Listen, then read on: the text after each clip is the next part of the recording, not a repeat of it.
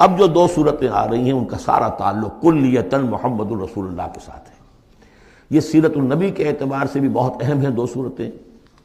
بعض اعتبار سے جو صوفیانہ اس میں مسائل آئے ہیں، اور عام طور پر ہمارے مفسرین، ایسے مفسرین خصوصاً جدید دور کے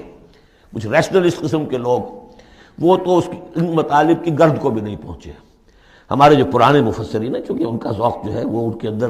وہ ذوق بھی اندر ہے موجود ان کے اندر، اسلام کے اور دین کے باطنی حقائق، قرآن کے باطنی حقائق کا، تو میں اس کے حوالے سے چند چیزیں آپ کو بتاؤں گا۔ سورۃ الضحیٰ کا جو اس کا جو شان نزول ہے وہ یہ ہے کہ کچھ دنوں کے لیے، ایک تو بالکل شروع میں جو رک گئی تھی فترت وحی، اس کے علاوہ پھر ایک موقع آیا ہے کہ کچھ عرصے کے لیے بہت دن گزر گئے، حضرت جبرائیل نہیں آئے اور آپ کے اوپر ایک شدید قسم کی جو ہے وہ پریشانی طاری ہو گئی۔ کچھ لوگوں نے بھی طعنہ دینا شروع کر دیا،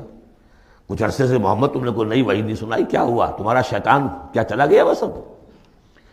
کوئی ایسا بھی بتایا گیا کہ ایک دفعہ کئی متواتر کئی راتوں تک آپ رات کو اٹھے نہیں، تو کہا وہ تمہارا شیطان تمہیں چھوڑ گیا ہے۔ کوئی ساتھ کے رہنے والی عورت جو تھی کہ رات میں نے سنی نہیں تمہاری کوئی پڑھنے کی جو تم پڑھا کرتے تھے، شاید شیطان تمہیں چھوڑ گیا ہے۔ خود آپ کو جس قدر ایک اشتیاق رہتا تھا کہ وہی آئے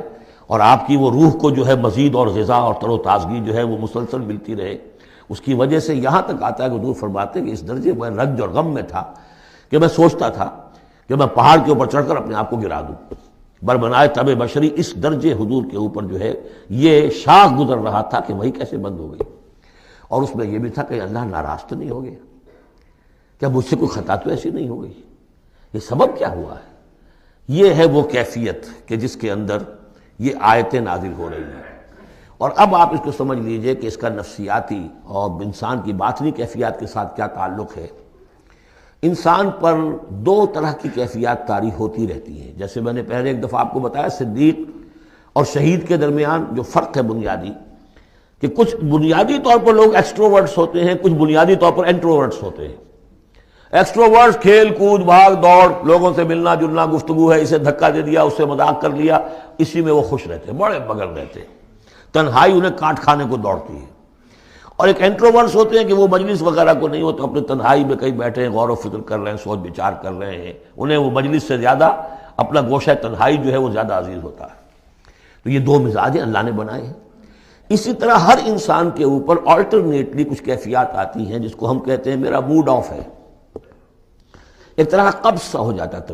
طبیعت میں بندش سی ہوتی ہے، کسی وقت اسی شخص کے اندر پھر انشراح سا ہو جاتا ہے، پھر ہنسنے بولنے کو جی چاہتا ہے، گفتگو کرنے کو جی چاہتا ہے۔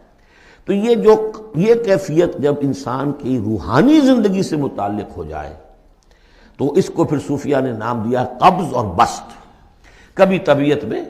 انشراح ہے، انبساط ہے، طبیعت جو ہے وہ آمادہ ہے، ہر چیز میں روشنی کا پہلو آدمی دیکھ رہا ہے، ہر چیز کے اندر آپ کو معلوم ہے ایک تاریک رخ بھی ہوتا ہے کسی معاملے کا اور روشن رخ بھی ہوتا ہے، اس وقت انسان روشن رخ کو دیکھتا ہے۔ اور ایک وقت میں آتا ہے کہ طبیعت میں بندش سی لگ گئی ہے، جیسے اندر کوئی پکڑ لیا کسی نے، اب طبیعت جو ہے وہ بھی اپنے اندر وہ انقباض محسوس کر رہی ہے، اور پھر آدمی پیسیمسٹک ہو جاتا ہے،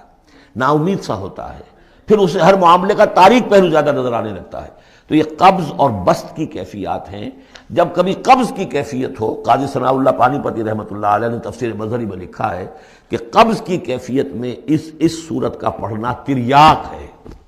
جس طرح حضور صلی اللہ علیہ وسلم کے لیے گویا کہ اس وقت جو وحی کا بند ہو جانا تھا وہ گویا کہ ایک طرح کے انقباض اور قبض کی کیفیت پیدا ہوئی تھی، اس میں اب اللہ تعالیٰ فرما رہے ہیں والضحیٰ، قسم ہے دن کے دھوپ چڑھنے کے وقت کی، واللیل اذا سجا، اور قسم ہے رات کی جبکہ وہ چھا جائے یا ساکن ہو جائے، سجا کے دونوں معنی ہے سکون۔ اب دیکھیے ان دونوں کو کیوں لائے، اس لیے کہ صبح ہے، حرکت ہے، برکت ہے، چلنا ہے، دوڑنا ہے، ہر شخص جا رہا ہے، ادھر جا رہا ہے ادھر جا رہا ہے، رات کو سکون ہو گیا، تاریکی چھا گئی اور شور ہنگامہ ختم ہو گیا۔ لیکن یہ رات اور دن دونوں ضروری ہیں انسان کے لیے، یہاں کا نظام چلانے کے لیے۔ اگر رات ہی رات ہوتی تب بھی یہ دنیا نہ چلتی، اور دن ہی دن ہوتا تب بھی نہ چلتا، تو رات بھی ضروری ہے۔ اسی طریقے سے نفس انسانی کے لیے کبھی کبھی قبض کا وقفہ بھی ضروری ہے۔ آپ اسے یہ نہ سمجھیں کہ اللہ تعالیٰ ناراض ہو گیا، یہ بھی ہماری تربیت کا ایک یوں سمجھیے کہ ایک جز ہے۔ ما ودعک ربک وما قلی، آپ کے رب نے آپ کو رخصت نہیں کیا ہے، نہ ہی وہ آپ سے ناراض ہوا ہے۔ وَلَلْآخِرَةُ خَيْرٌ لَكَ مِنَ الْأُولَىٰ، اور اس کے بعد جو وقت آئے گا اس قبض کے بعد وہ پہلی سے بھی بہتر ہوگا۔ اور میں حیران ہوتا ہوں کہ کیسے غالب نے وہ بات کہی ہے کہ جو بالکل ترجمانی ہے اس کی، رکتی ہے میری طبع تو ہوتی ہے رواں اور، یعنی یہ کہ جب میری طبیعت کے اوپر کبھی کبھی رکاوٹ سی آ جاتی ہے، اب شعر جو ہیں اچھے نازل نہیں ہو رہے، لیکن جب وہ رکاوٹ سے میں نکلتا ہوں، اس قبض سے نکلتا ہوں، رکتی ہے میری طبع تو ہوتی ہے رواں اور، اس لیے کہ اس قبض کے بعد جب مرحلہ آتا ہے انبساط کا اور انشراح کا تو وہ ایک قدم آگے ہوتا ہے، آدمی اس پہلی کیفیت سے ایک درجہ جو ہے اس کا بڑھ چکا ہوتا ہے۔ وَلَلْآخِرَةُ خَيْرٌ لَكَ مِنَ الْأُولَىٰ، یقیناً پچھلی ہر گھڑی، ہر ساعت اور ہر قبض کے بعد آنے والا انبساط آپ کے لیے پہلے سے اونچا درجہ لے کر آئے گا۔ وَلَسَوْفَ يُعْطِيكَ رَبُّكَ فَتَرْضَىٰ، ان قریب آپ کا رب آپ کو اتنا کچھ دے گا، اتنا کچھ دے گا، آپ کی محنتوں کے وہ نتائج سامنے آئیں گے کہ آپ راضی ہو جائیں گے۔ اب دیکھیے پچھلی صورت ختم ہوئی تھی وَلَسَوْفَ يَرْضَىٰ، یہاں ہے وَلَسَوْفَ يُعْطِيكَ رَبُّكَ فَتَرْضَىٰ، صرف ضمیر کا فرق ہے، کیونکہ صدیق پر وحی نہیں آتی، براہ راست خطاب نہیں کیا جا سکتا، وہاں وہ صیغہ جو ہے وہ غائب کا ہے، وَلَسَوْفَ يَرْضَىٰ، اور چونکہ نبی وہ ہے جس پر وحی آ رہی ہے، براہ راست مخاطب ہے، تو وَلَسَوْفَ يُعْطِيكَ رَبُّكَ فَتَرْضَىٰ، آپ کا رب اتنا کچھ دے گا کہ آپ راضی ہو جائیں گے۔ اب یہ کہ اسی قبض کی حالت میں پھر اللہ تعالیٰ اپنے احسان جتا رہا ہے، اور یہ بہترین ہے، کبھی طبیعت پر ڈپریشن ہو اس طرح کی اور قبض کی کیفیت ہو تو آدمی یاد کرے کس کس مرحلے پر اللہ نے میری دستگیری فرمائی، کن کن مراحل پر اللہ تعالیٰ نے مجھے مشکلات سے نکالا، اس سے وہ حوصلہ بڑھتا ہے۔ اور اس کو بھی سمجھیے کہ اسی انداز میں الم یجد کا یتیماً فآویٰ، یہ سیرت النبی کے بڑے اہم حصے ہیں جو اس میں آ گئے ہیں۔ آپ کی پیدائش یتیمی میں، پوسٹیومس چائلڈ، باپ تو پہلے فوت ہو چکا ہے، 6 سال کی عمر میں والدہ گئی، 8 سال کی عمر میں دادا گئے، اور وہ یعنی جو آپ نے دیکھا ہے ابتدائی زمانہ زندگی کا تو وہ یتیمی کا۔ الم یجد کا یتیماً فآویٰ،